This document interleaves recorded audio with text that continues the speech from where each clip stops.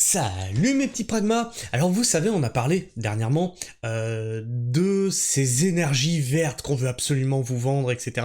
On rase des forêts, on pose des éoliennes, ça prend feu, c'est génial, ça tombe, c'est cool. Il y a des pales qui se démembrent, c'est excellent. Il y a des petites particules de carbone comme ça qui se promènent un peu partout à force d'usure, c'est génial. Mais qu'est-ce qui se passe quand on a rasé des forêts et qu'on se retrouve avec ce qu'on peut appeler une centrale solaire? Des hectares et des hectares de panneaux solaires quand vient une intempérie. Genre, de la grêle. Ça fait un petit peu de dégâts, ça, non? Ça fait un petit peu de dégâts. Pourquoi on a de plus en plus d'événements climatiques comme ça? Je suis con, peut-être parce qu'on a tout coupé. Non, mais peut-être, je sais pas, peut-être. Et du coup, une fois qu'on a la centrale solaire par terre, est-ce que c'est très écologique, du coup, de changer tous les panneaux? Tu vois, un arbre, il tombe, à la rigueur. Il y en aura un autre qui repousse. Ta centrale solaire, elle tombe, elle va pas repousser. Enfin, j'ai des doutes, hein, on peut essayer.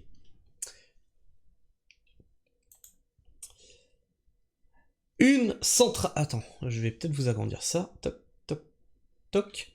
Une centrale solaire de 400 hectares. Et on pousse de plus en plus les agriculteurs à aller vers des champs couverts de panneaux solaires. Une centrale solaire de 400 hectares... Ah, c'est normal. De 400 hectares anéantis par la grêle au Texas. Le Texas, souvent associé aux énergies fossiles, est pourtant devenu un monstre des énergies renouvelables. Forcément, il y a des champs, on peut les couvrir de panneaux solaires, et c'est ce qui est en train d'arriver en France. Mais si son climat ensoleillé est propice à la production solaire, ces fréquents orages engendrent des dégâts considérables sur les fermes photovoltaïques. Dernier exemple en date, la vaste centrale Fighting Jay Solar Farm, qui vient de perdre plus d'1 millier de panneaux en seulement quelques minutes. Les images sont impressionnantes à Fort Bend County, non loin de Houston, Texas. Les quelques 1300 hectares de la centrale photovoltaïque Fighting Jay Solar Farm font peine à voir, et pour cause, le 15 mars dernier, un intense orage de grêle a causé de très importants dégâts à la ferme solaire d'une puissance de 350 mégawatts crête. 350 mégawatts crête. Suite à la destruction d'un très grand nombre de panneaux, une équipe HAZMAT, Hazard Materials Response Team, s'est rendue sur place pour s'assurer qu'aucun produit potentiellement toxique n'avait contaminé la zone. Les premiers résultats ne montrent aucun signe de contamination, mais le Texas, Commission of Environmental Quality, continue de mener l'enquête pour s'assurer de la sécurité de la zone. Parce que en prime, ça pourrait polluer le sol. En prime. Oh bah c'est cool. Les orages de grêle, le talon d'Achille des fermes photovoltaïques. Si les habitants de la région ont expliqué qu'ils n'avaient jamais vu ça, avec des grêlons pouvant mesurer la taille d'une balle de golf, ça arrive de plus en plus souvent. Posons-nous la question du pourquoi. Les orages de grêle ne sont pas rares au Texas, et plus généralement au centre des États-Unis. Presque chaque année, la taille des grêlons mesurés impressionne avec 11 cm de diamètre, relevé en 2016.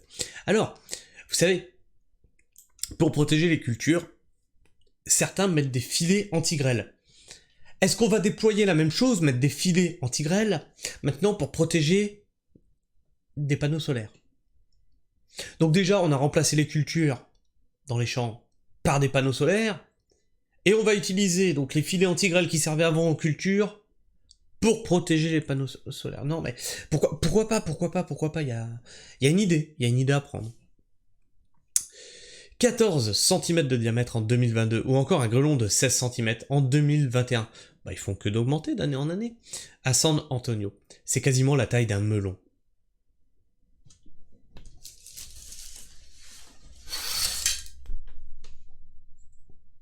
Ah oui, quand même. Ah bah oui, ça fait ça quand même. Hein.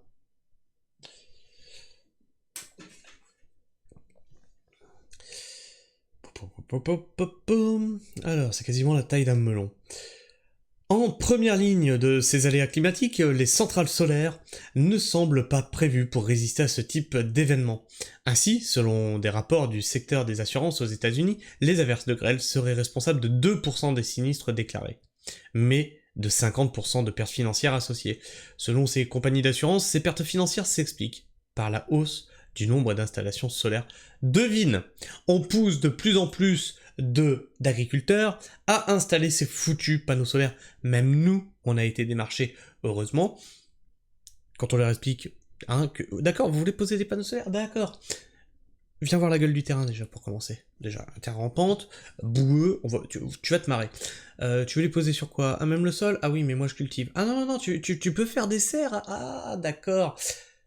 Il va falloir couler des pieux, des piliers béton là, parce que vu la gueule du sol, si tu fous du poids dessus, alors déjà bah là ça commence à bégayer, hein, parce que les coûts sont trop chers, et de toute façon ils ne posent qu'à partir d'1 hectare.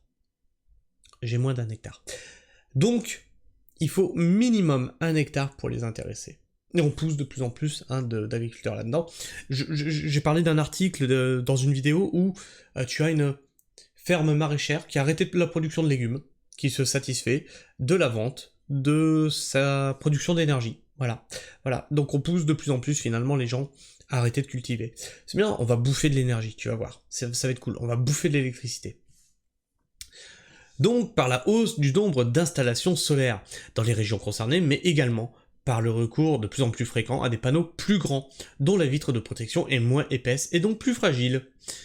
Des solutions pour éviter les sinistres dus à la grêle. Face à cette situation, l'entreprise Kilowatt-Heure Analytique, spécialiste de la gestion des risques dans la production d'énergie renouvelable, encourage dans un récent rapport le déploiement de panneaux solaires dont l'inclinaison peut être automatiquement réglée. Sur ce type d'installation, un mode particulier permet de positionner les panneaux à la quasi-verticale, les protégeant ainsi de la grêle. D'autre part, le rapport montre la différence de résistance des panneaux à des averses de grêle en fonction du type de verre utilisé. Le verre trempé se montre alors beaucoup plus... Non, devine, il est beaucoup plus résistant. Non, que le verre renforcé à la chaleur.